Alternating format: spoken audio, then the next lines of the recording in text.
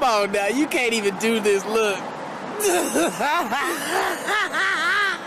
You already know what it is. It's your boy Don P, the West Coast host with the most. It's another one like the other one on the Riding and Smoking podcast.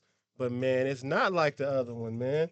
It's different. This is really different right He got here. me. He snatched me. He said, bitch, you I was like, the nigga yanked me by a braid. He said, come here. I was like, yo, the opportunity to get Kamaiyah on this van right now. We in here. Find out what's going on with the girl. Then we out here. We got back independent. So, niggas is just hustling, trying to get it back cracking and shit. And then nothing too special. Yeah. Just getting it out the mud, you know what I'm saying? We got to do like at least an album or two every quarter. Thugging, whatever. I'm just trying to get back cracking. That's it. Yeah. Nah, like you have created such a dope lane for yourself Thank you. This Bay Area hip hop and West Coast music and in the whole game, right?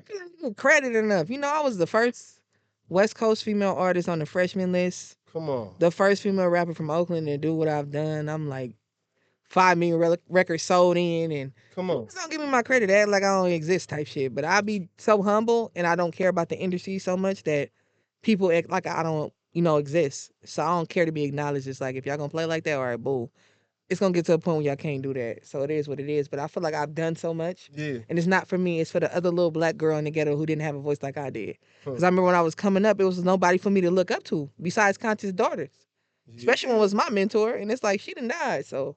Man, RIP the special one, man. That was my mentor. Conscious daughters, man. I love them so much, man. I grew up with those ladies, man. They, they would hug me every time they see me and everything. And I just really appreciated them. So knowing that that's where you kind of got your, you know what I mean? And especially when you used to cuss my ass out when I was a kid. She's like, you insecure. You be talking all this shit. If you produce about your shit, you woo. But I used to be like, who is this bald head lady? Like, I didn't know who the fuck she was, right? Right. And then when I got famous, I respected her, understood everything she told me. So he could tell you my first album on Interscope that was supposed to come out was called Something to Ride To pay homage to her because she passed away. But it never was released, but that was the name of it, Something to Ride To, because I was like, I gotta honor her.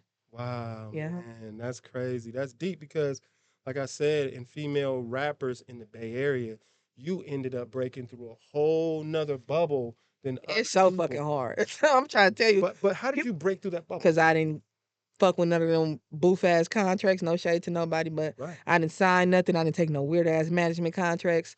I just stood on myself, and I cried. I'm going to tell you the truth. I cried to God, like, please give me another way. And what happened with me, this is the universe aligning. Sycamore, which is one of the biggest A&Rs in the game, was here recording YG's album. He kept hearing about me. He was like, who is this girl? He called me. He said, I'm on my way from Palm Springs. I'm driving to Oakland to meet you because I had a dream about you.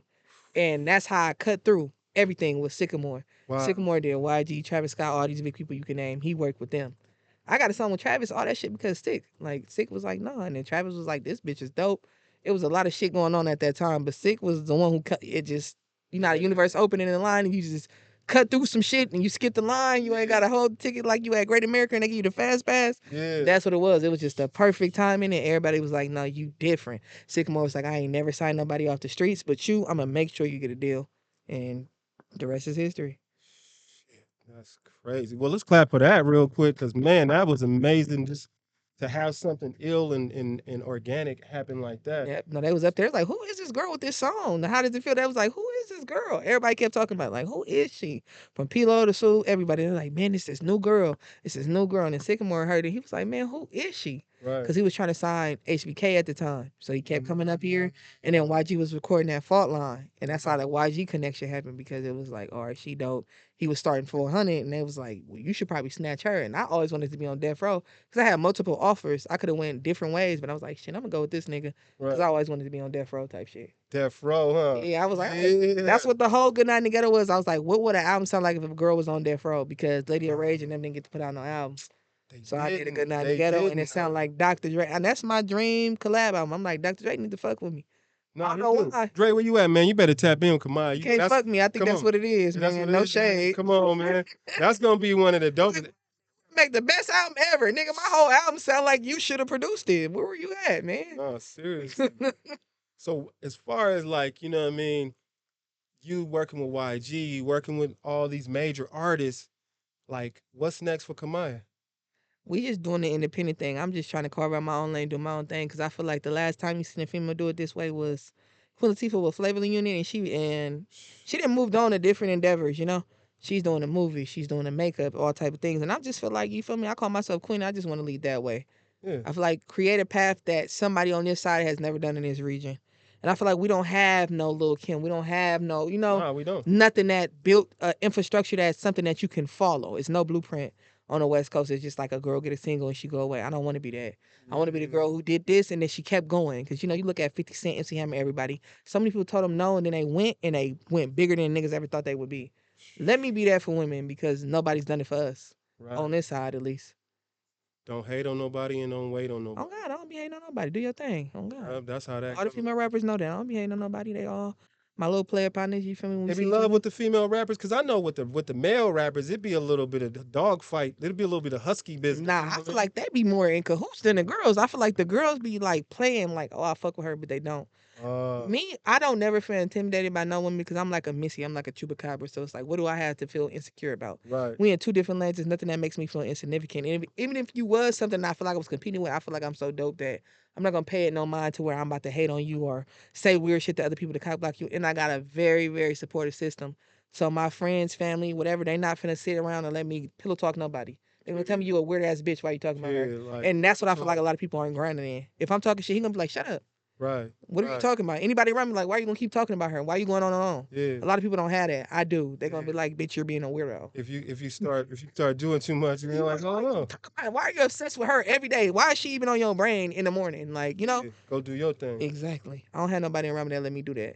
Well, that's your support system. How strong? How important is it for an artist to even have a support system? Like Very imperative, because I feel like so many people missing it. That's why the game weird, and they don't have no goddamn development.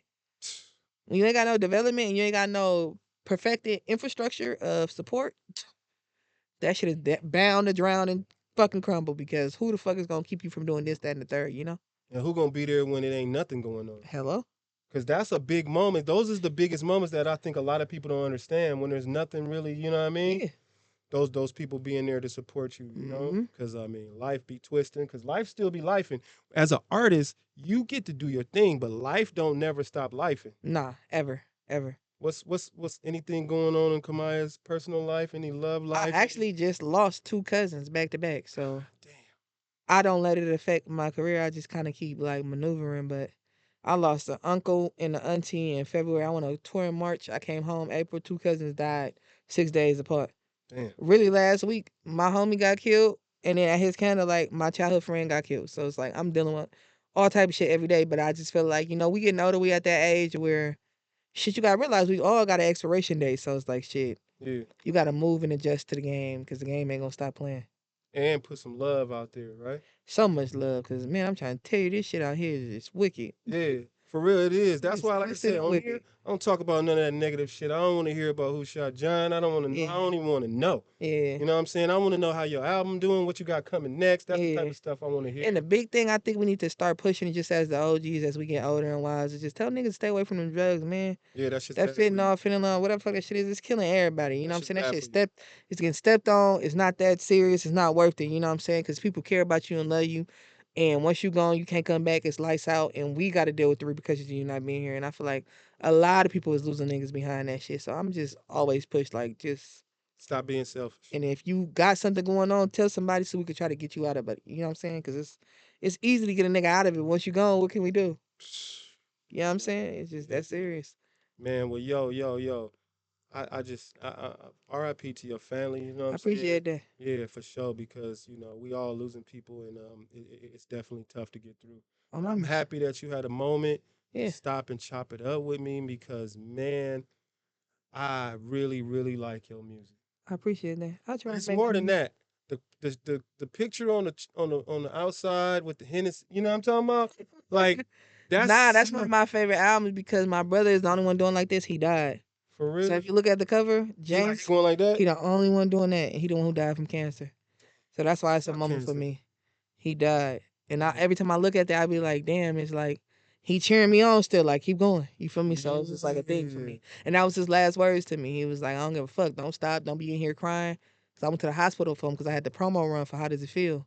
It was either stay in the hospital until he died or go on the run. He cussed me out like, bitch, all that crying shit. He like, you acting like a little ass girl, get up out of here, do them, and don't ever stop. And I feel like that was so selfless. Like, in your dying moment, you telling me, bitch, you gotta go. You gotta go. When you needed me more than anything. So that's, yeah.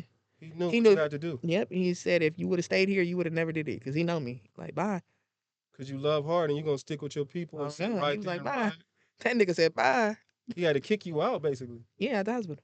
That's crazy. Yeah, man. Well, shoot, you here now. Oh, God in heaven. And you broke through a lot of plateaus and broke through a lot of rivers that a lot of other artists didn't get to flow down, like YG songs and all that type of stuff. Yeah. That's not something everybody's had a chance to really indulge in. So just real quick before we go, what was it like working with YG? The music part was fun. Dope.